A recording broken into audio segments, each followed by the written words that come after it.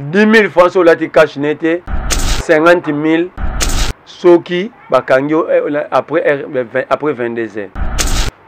Mando ne se bazwa qui n'attend en confirmer le besoin salaire total à combien? Donc confirmer tes ongalo ba que Félix a respecté Amibe ko ta banga ramutute abanga Amibe ko te do boyika. Na commune de ko banga lokola yeba azaka informé de rien. Ayeba rapeka ke logoté. Souka exception en 2020 ka yebérité kaza na manade. Ayo ka yebérité kaza ki président seconda kanza za président. Mbala ya sima moto linga so bokonzi na Congo. Faut pas préparer. Conséquence à nos préparations de Moni Félix à même sur le Marambo. Vous avez dit on a Félix. Oui, il faut nous dur en faire. Parce qu'il préside à la destinée de ma vie et de mes enfants. Tu vas bien libre échange, bien ton notaire, bien ton produit. Il y a Félix Banda Botama la Congo, c'est au Salata Tonga. Au Salata Kwang. Bon, bien notaire à Kwanga na Ouganda. En fait, c'est Museveni qui va gagner. L'Ouganda va vendre chez nous sans payer les impôts et les taxes. Tous les gens qui travaillent à Félix sont des amateurs. En fait, Kabila, c'est président, il y a des détourneurs, des voleurs. Félix, c'est président, mais compétent. Tout Félix, c'est des incompétents. Il est pas incompétent. Merlin, vous, parlons des 500 jeeps. 500 jeeps n'ont pas la corruption. Assemblée nationale. Bazope Sabango a crédit Hollandais Kouloutunayo, honorable Ntambwe Mposhi Eliezer. Bibozo s'agiter pour rien. Et ça, non, jeep a crédit. Les députés vont trahir le groupe politique, le gouvernement politique, le parti pour que ça la union sacrée. Quand on a kala kulutu nanga ça fa le baki ba c'est la jeep. Ça continue ba continuer union sacrée. Sobo se rappelle. Molière le bet aujourd'hui $15,000, ça fa beaucoup à part 15 000 c'est la jeep. 4 mois plus tard ou 5 mois. Abonnez-vous gratuitement sur votre chaîne YouTube congodialogue.com. Abonnez-vous gratuitement sur votre chaîne YouTube congodialogue.com. Il y a Congo Dialogue photo solaka congodialogue.com. Balobi yo nanga photo solo la. Soko ozali congolais ya solo et sengeli otala bobele Congo Dialogue. Donc on a émission kitoko ya émission ya culture kitoko pour mboka na biso. Maramba bofra na ba Congo Dialogue, donc blague était donc vous s'abonner na Congo Dialogue. Quand on parle de Congo, on voit directement les solos. Quand on parle de les solos, on voit la dame. Ça dit que Madame Francine Ngembe, ça pour ça cano yende mokonza ma solo. Pas Francine Ngembe, donc deux fois Maramba beaucoup donc Congo Dialogue, ça c'est moi kitoko. Puissance ya liloba eleki elisa simbo te na bandeko nyonso obolandi biso à travers Amaja Télévision. Bote na bandeko nyonso obolandi biso à travers Congo Dialogue. Topesi bino mbote bisika nyonso bokutami lelo actualité eza tellement ebele na yango te yambeli bino pe moko ya baye balobaka po bao baza kobundela pe ka mboka po état de droit.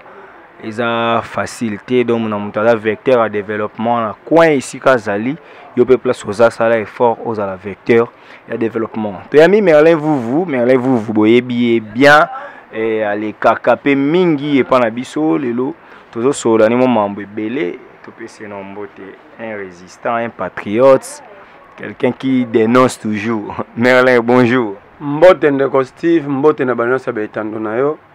Mais à moto bande émission la pêche na lobi na Félix Tshisekedi boye. L'unique secteur où bako saraba kongomani es babenga ngo secteur minier. Basalini. Omoni lobi batate episcopo mbote na abbé Donatien Sole mbote na monseigneur Utembe président ya Senko. Alobi ba contrat minier wana il faut qu'on revoie.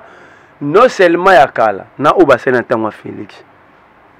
Il y a des contrats signés dans toute opacité,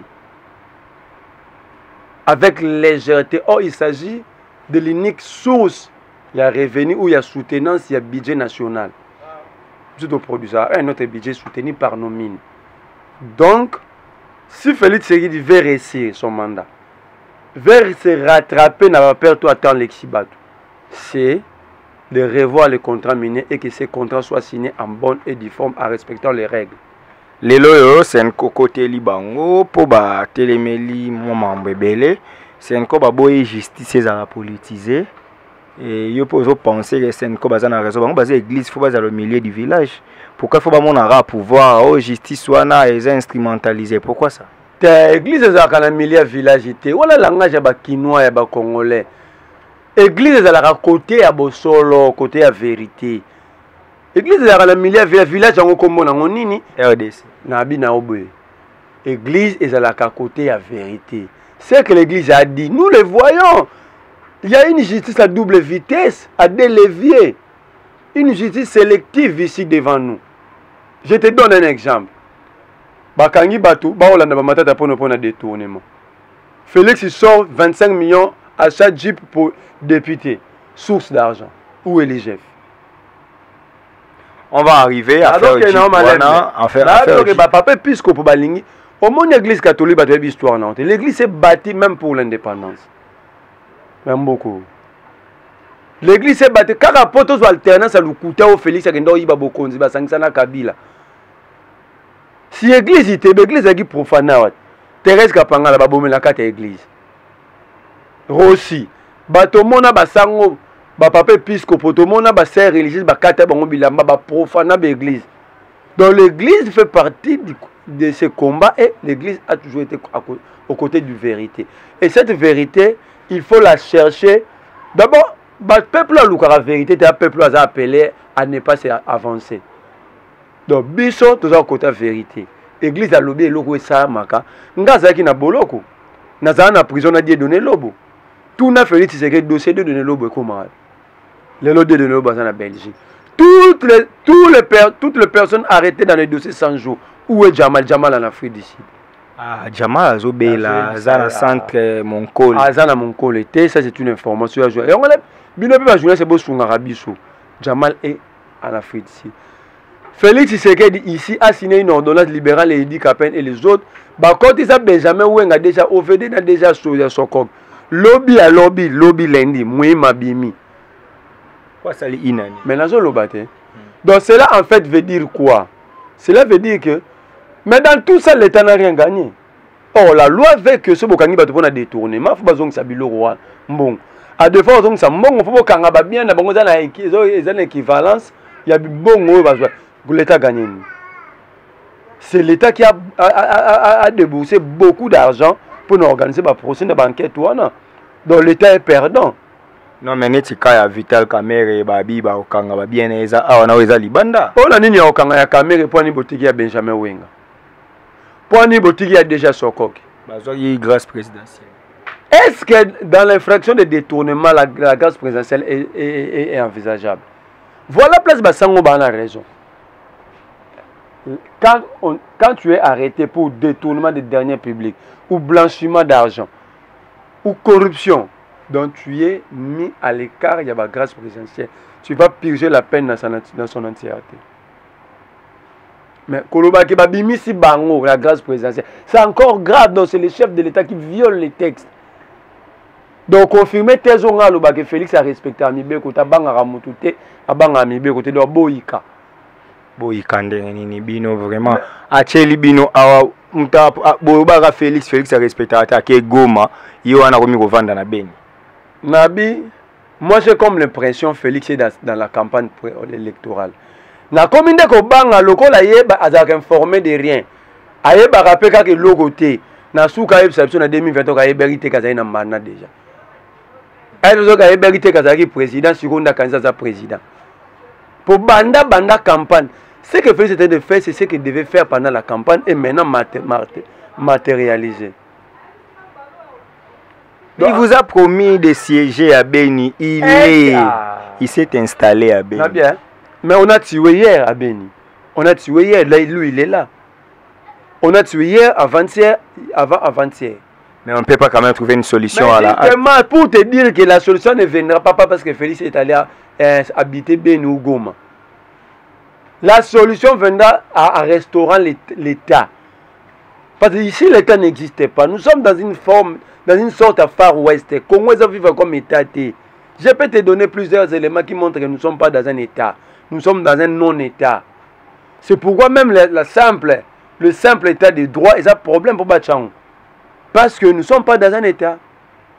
ne pas être dans un état. Félix Tshisekedi basololi na président ya Ouganda vu la condamnation à la Cour internationale de justice pour la guerre à 6 jours. Bazo tonga banzela quand même route moko ko relier biso na Ouganda, route moko ya ekobanda na Kanangike na Goma, 3 routes moko wana quand même. Te Félix ça amateur. Mbala ya sima moto linga so bokonzi na Congo, faut ba préparer. Conséquence à nos préparations de moni Félix a même sur Marambo.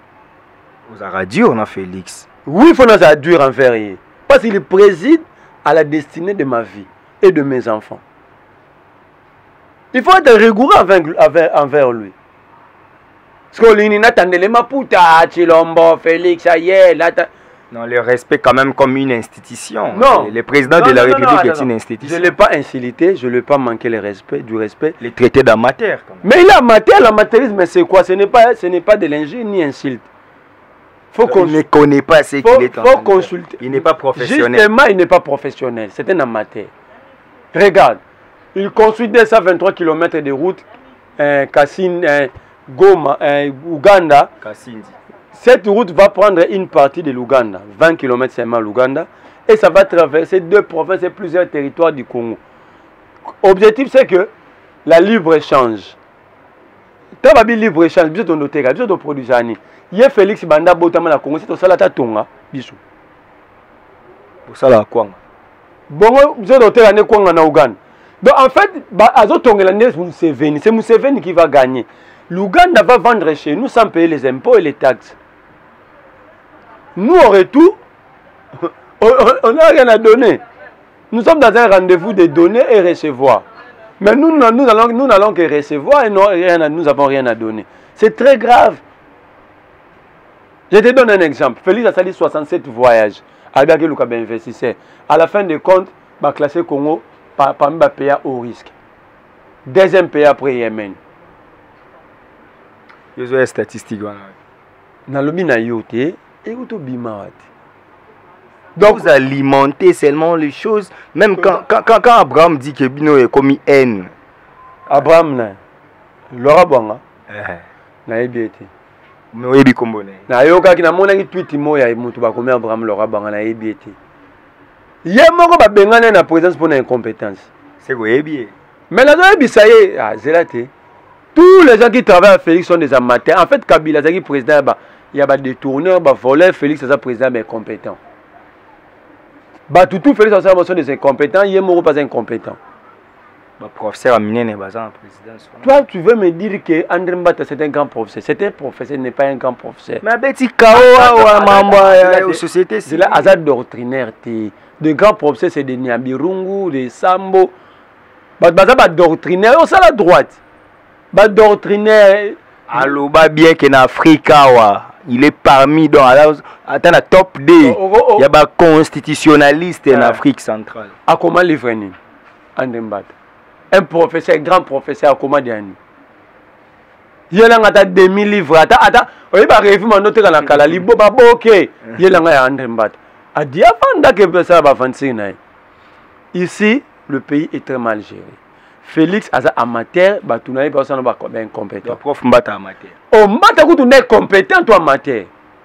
Le plus grand incompétent. Peter Kazadi, l'antichambre. Incompétent.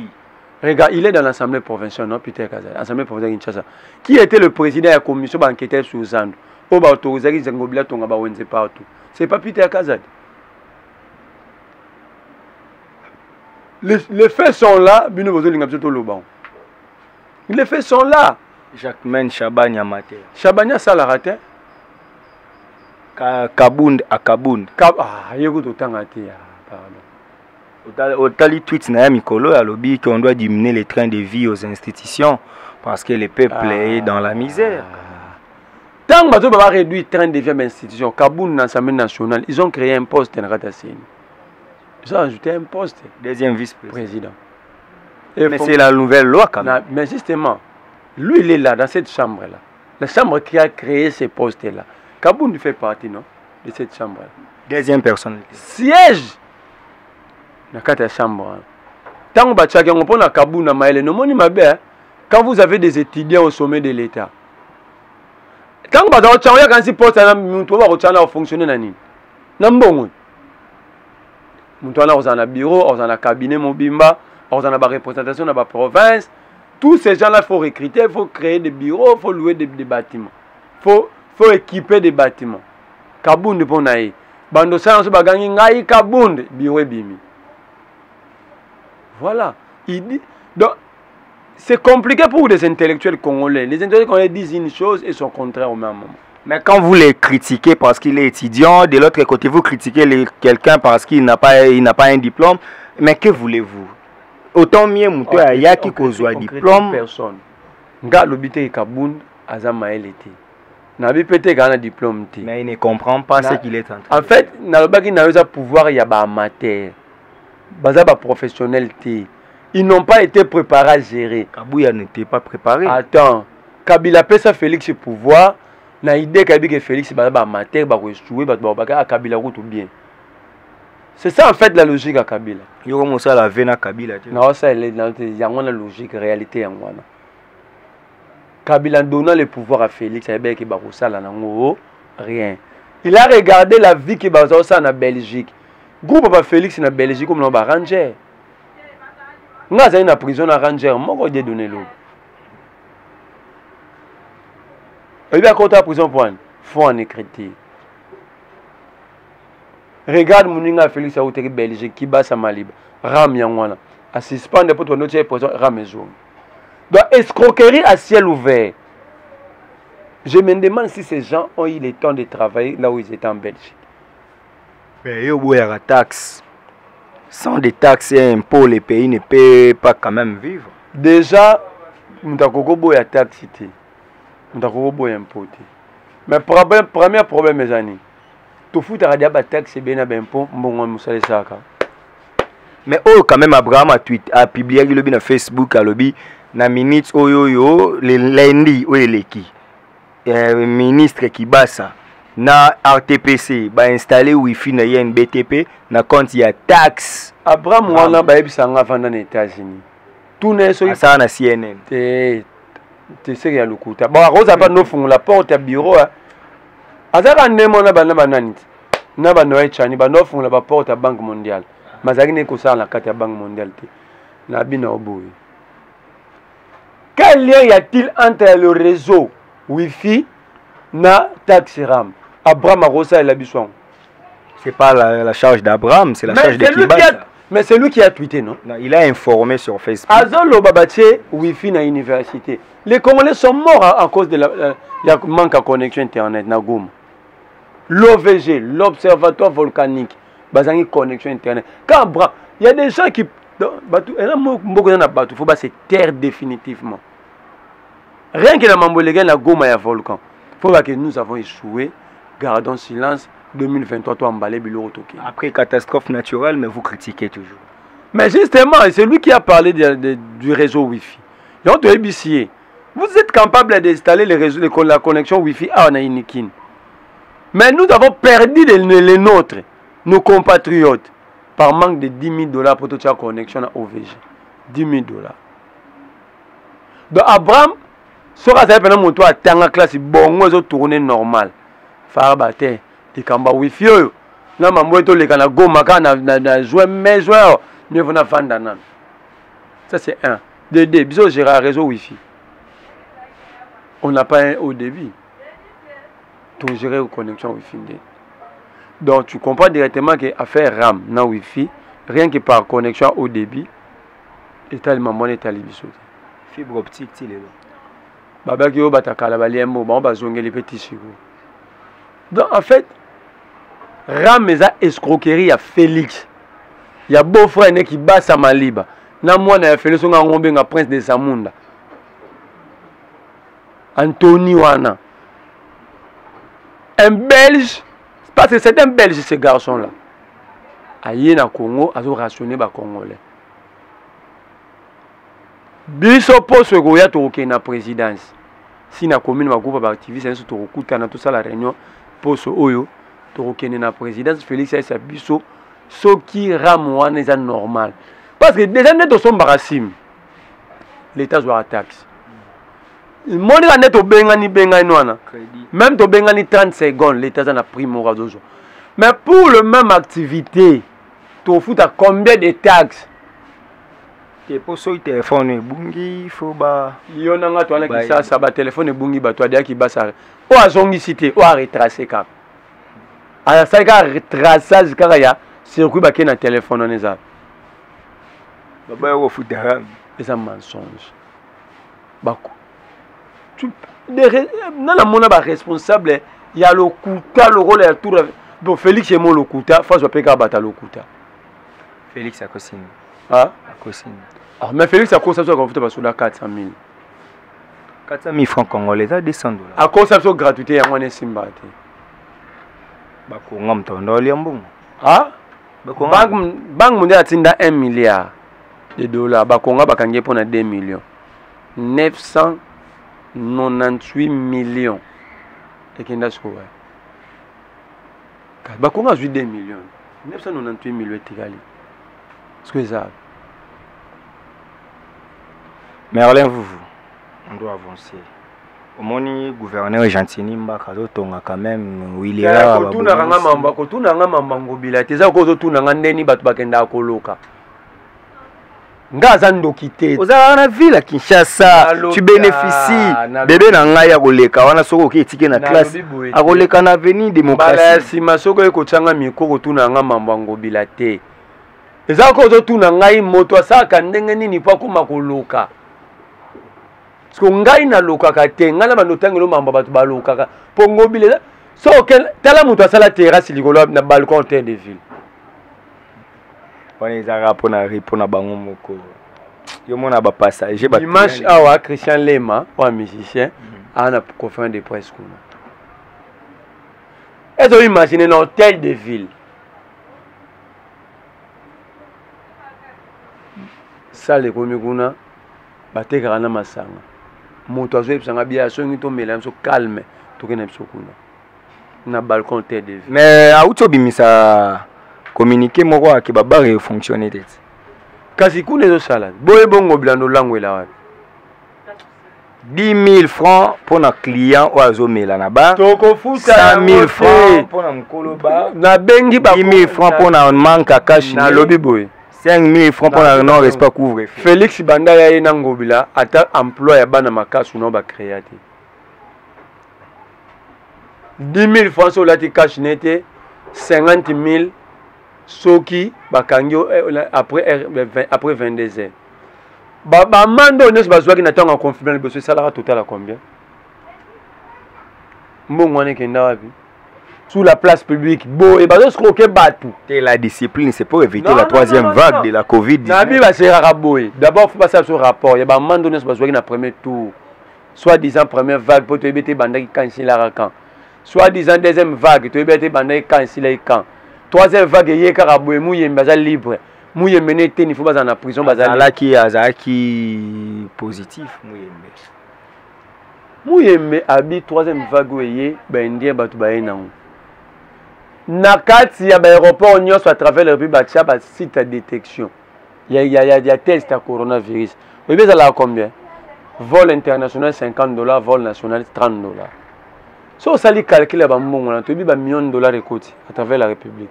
Mais comment batwana ba leki ndenge nini? Ba tester batwana te ndenge nini?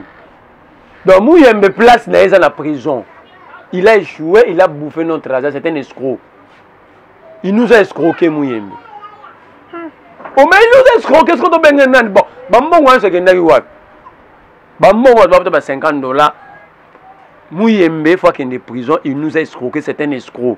Donc Mouyembe a un titre mort na ba Lingeti, ba Kassia, ba Eteni, ba Vital Kamere, ba Willy ba Congo, mon groupe na bango. Mais malheureusement nous avons d'autres voleurs à l'extérieur, d'autres en prison. Donc le roi yo merlo zolo ba bongo ngana moni bino mota bo bandaka tango ba kofunda yo ekomi yo acharnement lelo godempo ya fundi Magloire Kabemba godepo eza soni onga linga bana bana mboko basala nzambe bate baza ba commerce bazanga ndi place au ba boutique. Une institution a ses règles, a son organisation. Quand Magloire Kabemba s'insurge contre la fermeture précoce et la session, c'est son droit d'attaquer député. Quelle est l'infraction? Ce député a dit que le Parlement avant pour empêcher que les députés ça là-bas épouser Bantier. Il y a quelle infraction? Bon, il ne peut pas goder. Au moins, il godé pour lui. Ah, ne m'a pas chantini.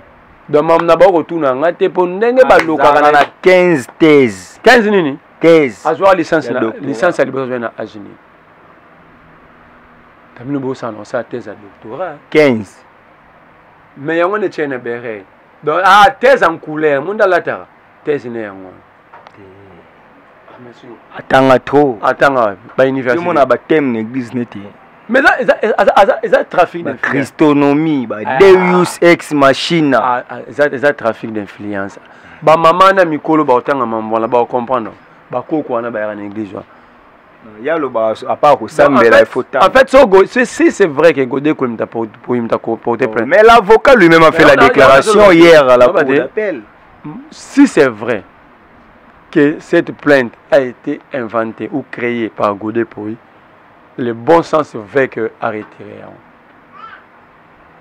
Si trouve tant monsieur peut maquiller gangi otali qui après ma gloire les à la kulutu na yo pe Mike Mukeba. Otoloba les comme tout ça va légaliste, c'est comme un principe.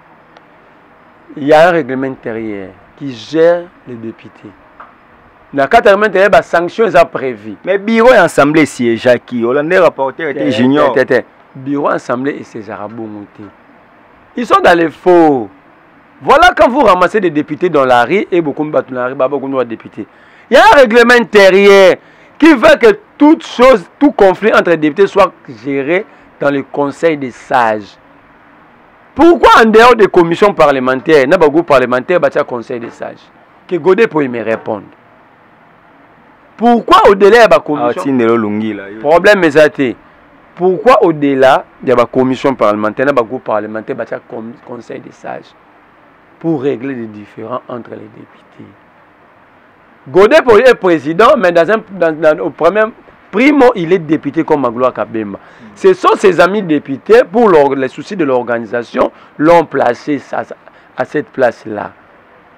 Donc ça ne fait pas de lui un député extraordinaire. Il a été élu aux mêmes élections et au même titre que les autres députés. C'est ça l'excès de pouvoir. Il y a un règlement intérieur. Magloire Kabemba n'est pas un modèle. Mukeba n'est pas un modèle. Godé n'est pas un modèle. Mais pour l'image de l'institution, il y a quand même des principes qu'il faut respecter. Si au moins vous n'allez pas respecter vos électeurs, mais respectez au moins les principes. Parce qu'à travers ce principe-là, vous allez rendre quand même fiers vos électeurs. On doit avancer, Merlin, parce qu'on veut chuter déjà. Félix Antoine Tshisekedi Tshilombo souhaite que son successeur soit une femme. Et ça, maman Livre. Boutique à l'allégation. Bayo, tu as bien. Au Tchaba Kabou, tu me coupes, tu vas y avoir beaucoup de cabinet. Au moins, on a maman Livre à ça là. À préparer l'électorat. Aza philanthrope. Nabia, oignon sur Nabino Boui. Oignon sur mon maman Livre à ça là. Préparer l'électorat. Nabino humanisme, mais vous arrêtez, tout le monde, voilà, maman, est-ce que bon là, personne générée? Donc, Mboka Mbando, comment faire? Maman Denise appelle ça qui dit ça qui a l'osso. Très généreuse, maman. Maman Olive appelle Mboka bon. Donc, Mboka comment voir ONG? Mais tu as un ministère des Affaires sociales. Mais justement, c'est l'État qui prend en charge ses citoyens, qui organise la société, qui construit la société. Si maman Olive, maman Denise, ils vont donner à combien de personnes? Soyons sérieux entre nous, il va donner à combien de personnes?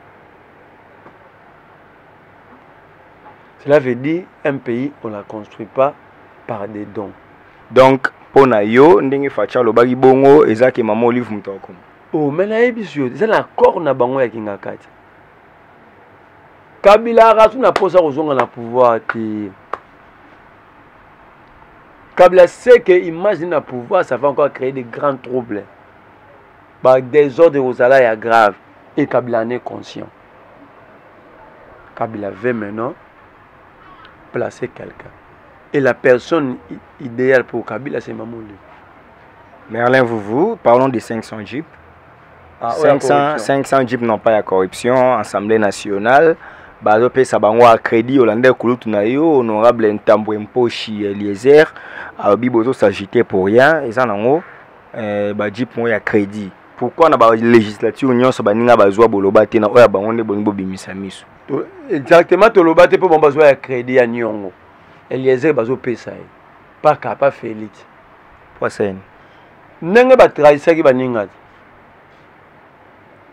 batrahir mona tetri ça te les députés batrahir ba groupe politique ba groupement politique na bango ba parti po bakeke sala union sacrée koyokaka te kala kulutu na ngai safa alobaki baozela ba jeep na compte ndenge bakoti na union sacrée so bo se rappelle Molière alobaki tozwi $15,000 safa abi kutu apart 15,000 tozela ba jeep 4 mois plus tard ou 5 mois yango tango Eliezer abike eza crédit sikoyo nani alobi Mbosso alobi nini Mbosso alobi badepute baoni kosala oyo Félix aoloba na bango te mais Félix apesi bango bajipe nde bayokanaki mais bajipe yango Félix apesi yoka sikoyo Jean-Jacques Mamba abi eza bajipe a fonction jour bakolongwa bakozongisa yango donc badepute même mpo baorganize mensonge apama baokoorganize yango te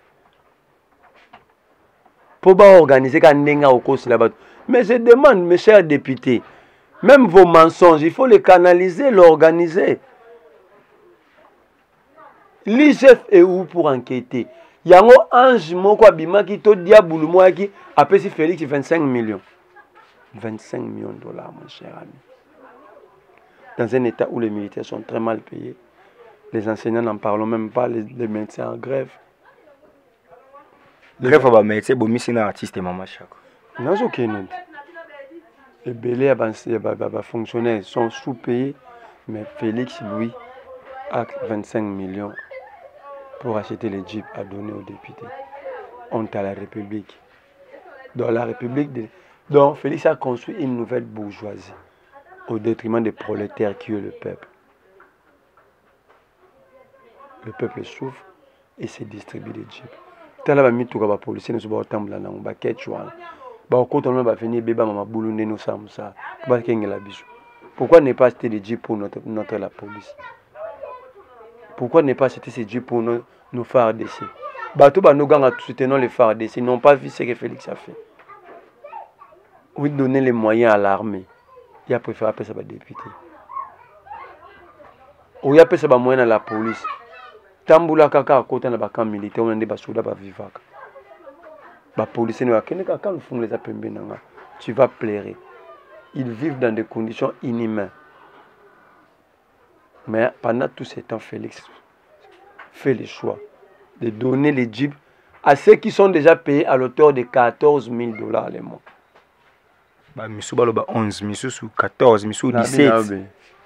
À part salaire, on a eu Missou Bazouara sous mon mabengango invisible. Tu combien na souka émission? Na ebisi ba Kongomani pour ceux qui ont tout banda recensement, tout banda sensibilisation. Tout sensibiliser peuple pour ceux qui ont wana tout bimana babala. Biso mamba coronavirus. Ba lobby 20 personnes. Quand il s'agit de nos droits, le coronavirus soit étalé biso. Donc tout doit être pas fait les mamba ram. Nous voulons comprendre ce que c'est les rames. Ok. Tout ici. Merci de beaucoup Nandego dans Steve. Ezalaki mwana mboka Merlin Vuvu penza oboyebi un patriote congolais oyo wapi alobaka makambo esengeli koloba akendaki Kasangulu aketi jardin Kisantu akekutana na basango batikinga baliembongo. Je te salue Mustapha. Je te salue aussi Joël Kombe. Vous allez trio na bino boke botikinga. OK.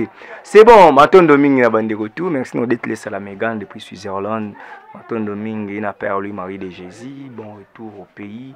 Matondo mingi na Mémé Sifa depuis Canada. Matondo mingi na Batutu bo soutenir vraiment biso de près ou de loin. Merci na Starly Lima yo moto réalisé Penza émission Oyo na ekende malamu mingi. Bandeko balandi to pesibino Penza mbote tika ete kime ankole umele pa na bino quand to ba peuple congolais mi bundela pour ce mi bundeli te mutako bundela yo azate. Donc puissance ya liloba eleki ya lisasi. Tokutani mbala sima.